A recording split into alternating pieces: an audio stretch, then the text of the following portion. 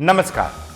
आज मैं कुछ ऐसे आंकड़े आपके सामने रखना चाहूंगा जो काफी चौंकाने वाले हैं।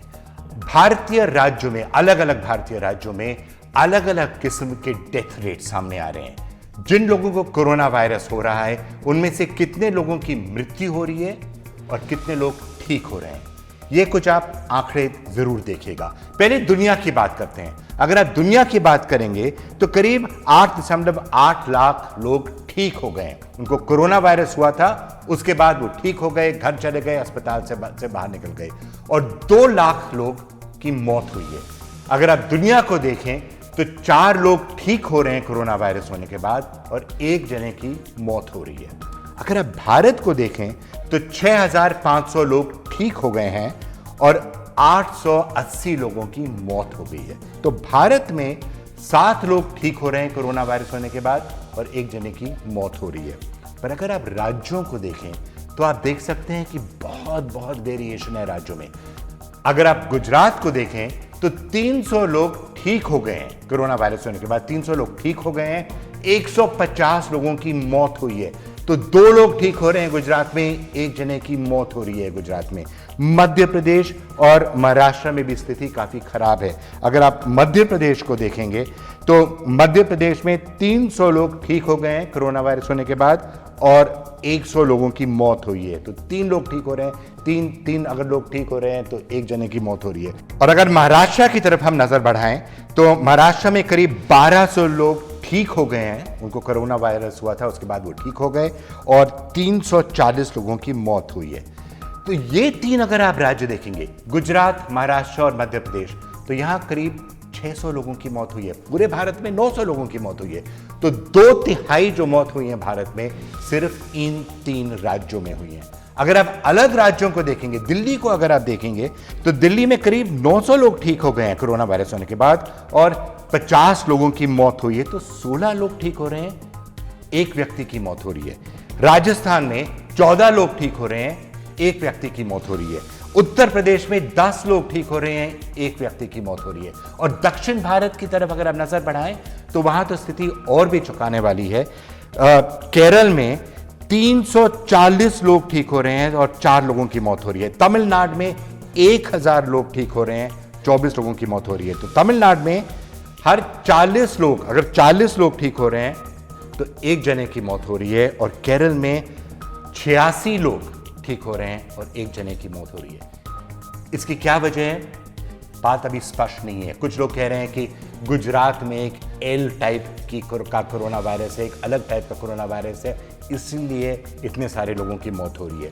पर ये क्यों है कि गुजरात, मध्य प्रदेश, महाराष्ट्र में अगर आपको कोरोना वायरस होता है तो आपके मरने के चांसेस ज्यादा हैं। अगर आप दक्षिण भारत में हैं या भारत के अन्य इलाकों में हैं तो वहां अगर आपको कोरोना वायरस हो जाता है तो आपके चांसेस हैं कि आप ठीक हो जाएंगे, आप घर जा पाएंगे। इसकी क्या वजह है, ये साइंटिस्ट को सोचना पड़ेगा। पर फिलहाल आपको दिखाते हैं आज की सुर्खियां। देश भर में जारी लॉकडाउन में 3 मई के बाद कुछ रियायत दी जा सकती है।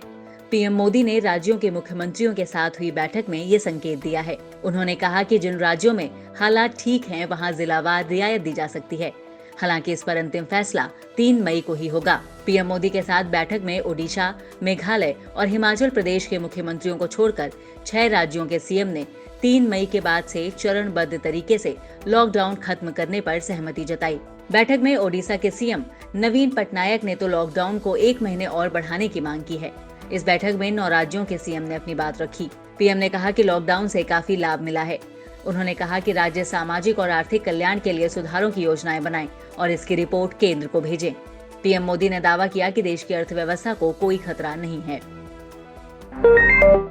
सोमवार को प्रधानमंत्री और मुख्यमंत्रियों के बीच हुई बैठक में अर्थव्यवस्था के मुद्दे पर भी चर्चा हुई। पीएम मोदी ने बैठक में कहा कि हमें देश की अर्थव्यवस्था पर भी ध्यान देना होगा। साथ ही उन्होंने विश्वास दिलाया कि हमारी अर्थव्यवस्था की सेहत ठीक है और हमें इसे लेकर घबराने की जरूरत नहीं है। बैठक में ऐसे संकेत मिले कि 3 मई के बाद ऑरेंज और ग्रीन जोन में आर्थिक गतिविधियों को छूट दी जा सकती है। वहीं इस बैठक में मुख्यमंत्रियों की तरफ से भी सुझाव दिए गए। मसलन उत्तराखंड के मुख्यमंत्री त्रिवेंद्र सिंह रावत ने कहा कि मनरेगा के तहत काम के दिनों की संख्या बढ़ाने से मजदूरों को अधिक काम मिलेगा और उनकी इनकम भी बढ़ेगी। पीएम ने सभी राज्यों से स्थिति को लेकर सुझाव मांगे हैं, जिसके बाद 3 मई के आगे की रणनीति घोषित की जाएगी। कोरोना वायरस के आर्थिक प्रभाव को कम करने के लिए सोमवार को भारतीय रिजर्व बैंक ने म्यूचुअल फंड पर तरलता दबाव को कम करने के लिए 50,000 करोड़ रुपए की विशेष लिक्विडिटी सुविधा की घोषणा की है। आरबीआई ने कहा कि वित्तीय स्थिरता को बनाए रखने के लिए हर आवश्यक कदम उठाया जाएगा। आरबीआई फिक्स रेपो रेट पर 90 दिन की अवधि का एक रेपो ऑपरेशन शुरू करेगा। इस सुविधा के तहत आरबीआई कम दरों पर बैंकों को धन मुहैया कराएगा। ये सुविधा 27 अप्रैल से शुरू हो चुकी है और 11 मई 2020 तक लागू रहेगी। भारत में कोरोना संक्रमितों की संख्या सोमवार शाम 5:30 बजे तक बढ़कर 28,380 पहुंच गई है। बीते एक दिन में 1463 नए मामले दर्ज किए गए हैं। 6,362 लोग देश भर में अब तक ठीक हो चुके हैं, तो वहीं मौत का आंकड़ा बढ़कर 886 हो गया है। बीते एक दिन में 60 नई मौतें दर्ज की गई हैं। अब दुनिया की बात करते हैं। दुनिया भर में सोमवार शाम 5 बजे तक कोरोना संक्रमितों की संख्या बढ़कर 30,18,000 के ऊपर जा चुकी है, तो वहीं मौत का आंकड़ा बढ़कर 2,08,000 के करीब आ गया है, जबकि 8,95,000 के करीब लोग दुनिया भर में अब तक कोरोना से ठीक भी हो चुके हैं। केंद्रीय स्वास्थ्य मंत्रालय के मुताबिक देश में कोरोना से ठीक होने की दर में और इजाफा हुआ है। मंत्रालय के मुताबिक ये दर 22.17% हो गई है और देश में अब तक 6,184 मरीज इससे ठीक हो चुके हैं। मंत्रालय की तरफ से जानकारी देते हुए सचिव लव अग्रवाल ने बताया कि देश के 16 जिलों में पिछले 28 दिनों से कोई केस नहीं आया है और ऐसे जिलों की संख्या भी अब बढ़ रही है। पिछले एक दिन में 381 पेशेंट्स आर फाउंड क्योर्ड, जिससे कि हमारा total persons who have been cured the number become 6,184। इसको अगर हम देखें तो हम पाते हैं कि हमारा रिकवरी रेट 22.17% हो चुका है। कोरोना के बढ़ते संक्रमण से बेहाल मध्य प्रदेश के लिए और बुरी खबर सामने आई है। राज्य का स्वास्थ्य विभाग के आला अधिकारी कोरोना की चपेट में आ गए हैं। विभाग के 100 स्टाफ कोरोना पॉजिटिव पाए गए हैं। पीटीआई के मुताबिक स्वास्थ्य विभाग के 4 आईएएस अधिकारियों में भी संक्रमण की पुष्टि हुई है। इंटरनल जांच में बताया गया है कि डिप्टी डायरेक्टर रैंक के एक अधिकारी के जरिए स्वास्थ्य विभाग में संक्रमण फैल गया, जो इंदौर से भोपाल बस में आए थे। प्रिंसिपल सेक्रेटरी पल्लवी जैन गोविल और इसी विभाग के डायरेक्टर जे विजय कुमार भी पॉजिटिव पाए गए हैं। अब विभाग पर सवाल उठ रहे हैं और इन अधिकारियों पर भी आरोप लग रहे हैं कि इन्होंने परिवार वालों की ट्रैवल हिस्ट्री छिपाई। हालांकि जांच में इन्हें क्लीन चिट दे दी गई है। जो मजदूर लॉकडाउन में जहां फंसे हैं, फिलहाल वहीं रहेंगे। उनके गांव जाने के अरमानों पर केंद्रीय गृह मंत्रालय और सुप्रीम कोर्ट ने फिलहाल विराम लगा दिया है। सोमवार को एक याचिका की सुनवाई के दौरान केंद्रीय गृह मंत्रालय ने टॉप कोर्ट में स्टेटस रिपोर्ट दायर कर कहा है कि कोरोना के मद्देनजर प्रवासी मजदूरों को उनके गांव पहुंचाने की अभी कोई जरूरत नहीं है। सरकार ने दावा किया कि प्रवासी मजदूरों और उनके परिवार की जरूरत का ख्याल रखा जा रहा है। सुप्रीम कोर्ट ने भी इस मामले में कोई निर्देश जारी करने से इनकार कर दिया है, बल्कि ऐसी आवाजाही को रोकने और उसके खिलाफ कार्रवाई करने की बात कही है। आपको बता दें कि लॉकडाउन से अगर कोई सबसे ज्यादा प्रभावित हुआ है तो वो है मजदूर, खासकर प्रवासी मजदूर। रोज कमाने खाने वाले इन मजदूरों पर जब लॉकडाउन और बंदी की आफत पड़ी तो देश भर में सड़क किनारे हजारों मजदूरों को परिवार के साथ सैकड़ों किलोमीटर चलते देखा गया। हर जगह मजदूर बस यही कहते सुने गए कि गांव में रहने खाने का तो आसरा होगा। कोरोना संकट के दौर में भी भारी मुनाफाखोरी हो रही है। दरअसल आईसीएमआर ने चीन की एक कंपनी को 5 लाख रैपिड टेस्टिंग किट का ऑर्डर किया था, जिसके लिए आईसीएमआर ने एक किट के लिए 600 रुपए दिए हैं। लेकिन चीन से आने वाली एक किट की लागत 245 रुपए पड़ी है, यानी एक किट पर 145% का फायदा लिया गया। दरअसल चीन से आयातित कोविड-19 रैपिड टेस्ट किट को लेकर इसके वितरक और आयातक के बीच मुकदमेबाजी हो गई और दोनों दिल्ली हाई कोर्ट चले गए थे। इस मुकदमेबाजी के दौरान ही चौंकाने वाला खुलासा हुआ। आज तक की खबर के मुताबिक नाज़मी वजीरी की सिंगल बेंच ने इसका दाम 33% से घटाकर इसे प्रति टेस्ट किट 400 रुपए में बेचने का आदेश दिया है। बता दें कि इस कीमत पर भी वितरक को 61% का मुनाफा मिलता है। चीन से आए रैपिड टेस्ट किट में मुनाफा कमाने की बात सामने आने पर कांग्रेस के पूर्व अध्यक्ष राहुल गांधी ने सरकार पर हमला बोला है। राहुल ने ट्वीट करके पीएम से इस मामले में एक्शन लेने की बात कही है। उन्होंने लिखा है कि जब समूचा देश कोरोना वायरस जैसी आपदा से लड़ रहा है, तब भी कुछ लोग मुनाफा कमाने से नहीं चूकते। इस भ्रष्ट मानसिकता पर शर्म आती है, घिन आती है। राहुल ने पीएम से मांग की है कि उन मुनाफाखोरों पर जल्द से जल्द कड़ा एक्शन लिया जाए। साथ ही उन्होंने ये भी कहा कि देश ऐसे मुनाफाखोरों को कभी माफ नहीं करेगा। दरअसल दिल्ली हाई कोर्ट में एक केस की सुनवाई के दौरान टेस्ट किट में 145% मुनाफा लेने की बात सामने आई है। कांग्रेस पार्टी भले कोरोना वायरस से चल रही जंग में मोदी सरकार की तैयारियों को नाकाफी बता रही हो, लेकिन लोकसभा में उनके नेता अधीर रंजन चौधरी ने केंद्र सरकार और राज्य सरकारों की तारीफ की है। उन्होंने माना कि सरकार और मेडिकल स्टाफ कोविड-19 से लड़ने के लिए बाकी दुनिया के मुकाबले अच्छा काम कर रहे हैं। हिंदुस्तान में 130 करोड़ जहां आबादी है, फिर भी हम जरूर कहेंगे कि हिंदुस्तान की सरकार, हिंदुस्तान की राज्य की सरकार, हमारे जो डॉक्टर्स, हमारे सारे प्रतिष्ठान बड़े अच्छा काम किए। हमारे लिए बहुत सारे गुंजाइश, बहुत सारे मौका अब हमारा हाथ में लग गए हैं। हम अगर इसी मौके को सही ढंग से इस्तेमाल करने में कामयाब रहे तो सारे दुनिया में, सारे विश्व में हिंदुस्तान आगे निकल जाएंगे। उत्तर प्रदेश में कोरोना से सबसे ज्यादा प्रभावित जिलों में से एक आगरा में क्वारंटीन किए गए लोगों के साथ जिला प्रशासन की बड़ी लापरवाही सामने आई है। जिस आगरा मॉडल की शुरुआत में तारीफ हुई थी, उसी शहर के वायरल वीडियो को देखकर प्रशासन के इंतजामों की पोल खुल गई है। इंडियन एक्सप्रेस और एनडीटीवी के मुताबिक ये तस्वीरें आगरा के क्वारंटीन सेंटर की हैं, जहां आइसोलेट किए गए लोगों के साथ अछूतों जैसा व्यवहार किया जा रहा है। बंद गेट के शटर से लोगों को खाना दिया जा रहा है।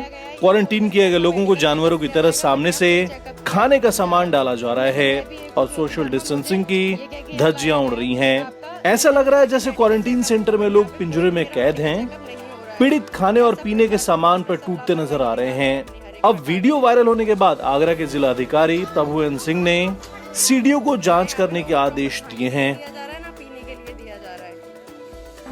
दिल्ली के पटपरगंज स्थित मैक्स सुपर स्पेशलिटी अस्पताल में डॉक्टर समेत 23 स्वास्थ्यकर्मी कोरोना की चपेट में आ गए हैं, जिसकी वजह से अस्पताल की 145 नर्सों को क्वारंटीन कर दिया गया है।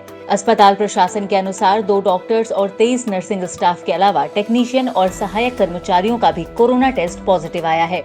वहीं अस्पताल में डायलिसिस करा रहे एक मरीज के कोरोना पॉजिटिव आने के बाद अस्पताल की 145 नर्सों को क्वारंटीन कर दिया गया है। ये सभी नर्सेज एक ही हॉस्टल में रहती हैं। भारत में प्लाज्मा थेरेपी कारगर साबित हो रही है। राजधानी दिल्ली में प्लाज्मा थेरेपी से इलाज करवाने वाला कोरोना का पहला मरीज पूरी तरह से ठीक हो गया है। इंडिया टुडे की खबर के मुताबिक 4 अप्रैल को संक्रमण का शिकार हुए 49 साल के एक मरीज को मैक्स अस्पताल साकेत में भर्ती कराया गया था।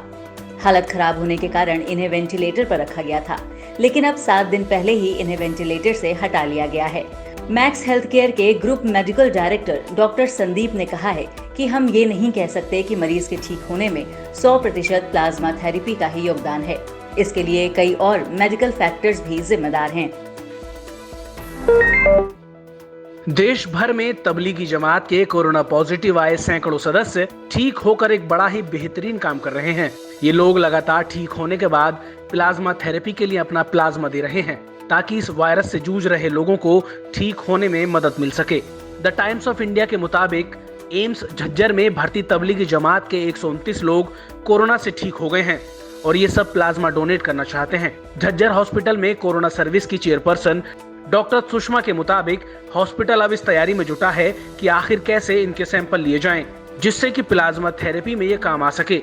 डॉक्टर सुषमा ने बताया कि यहाँ ज्यादातर जमात वाले लोग दिल्ली से बाहर के हैं, जिसमें कुछ विदेशी भी हैं, और ये लोग लॉकडाउन की वजह से घर नहीं जा सकते। ऐसे में इन्हें कहीं और शिफ्ट किया जाएगा। इसके बाद में इन्हें प्लाज्मा डोनेट करने के लिए बुलाया जाएगा। इस तस्वीर में दिख रही ये बुजुर्ग महिला हैं एना डेल वैले, स्पेन की रहने वाली हैं और जानते हैं इनकी उम्र क्या है? 107 साल। जी हाँ, आपने सही सुना, 107 साल। एना आजकल सुर्खियों में हैं और इनके मशहूर होने की वजह इनकी उम्र नहीं, बल्कि इस उम्र में इनकी तरफ से कोरोना को दी गई मात है। यही नहीं, एना ने यह भी बताया है कि जब वो 5 साल की थीं, तब उन्होंने स्पेनिश फ्लू पर भी जीत दर्ज की थी। स्पेनिश फ्लू ने जनवरी 1918 से दिसंबर 1920 के बीच दुनिया भर में तबाही मचाई थी और पूरी दुनिया की करीबन 1/3 आबादी को खत्म कर दिया था। एना के हौसले की अब दुनिया भर में चर्चा हो रही है। साथ ही वो उन चुनिंदा लोगों में शामिल हो गई हैं जिन्होंने 100 साल पार की उम्र में भी कोविड-19 को मात दी है।